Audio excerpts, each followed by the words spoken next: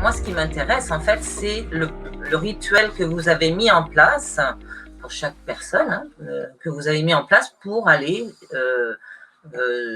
trouver le moment, enfin, que le corps demande, en fait, que le corps demande de se détendre et de vous demander, comment dirais-je, c'est moi qui c'est le moment.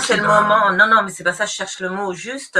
C'est le moment où vous êtes censé aller vous mettre au lit. Alors moi, je vous ai prévu un petit protocole tout à l'heure là, que je pense va vous permettre soit de valider en fait votre rituel, ou alors peut-être même de modifier certaines choses que vous avez mis en place qui en fait font que vous pourriez peut-être aller plus tôt vous mettre au lit. Parce que c'est vrai que, enfin moi je connais des personnes qui restent devant les écrans, que ce soit la télévision, le téléphone, etc. Et donc ça recule, puisqu'en plus, lorsqu'on se met sur les écrans, on perd un petit peu la notion du temps.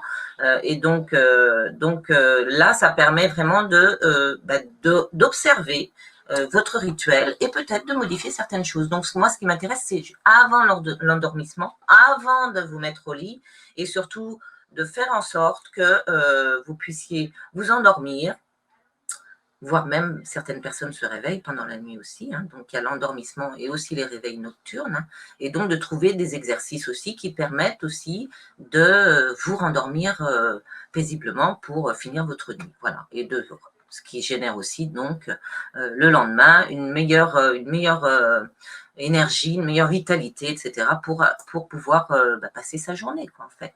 Donc ça, c'est propre à chacun, je dirais. Peut-être qu'il y aura des petites choses qui vont se modifier, mais là, je vous prévois un petit protocole sur ça, sur cette phase qui précède en fait aller dans votre chambre pour vous endormir.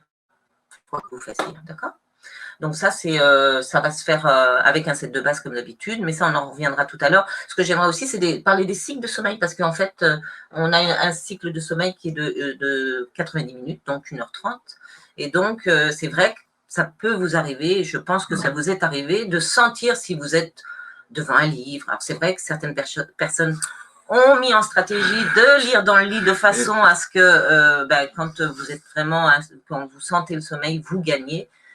Eh bien, de fermer votre livre et de permettre un meilleur endormissement. Un livre dans le lit, c'est 10 ans. Hein. C'est 2 lignes.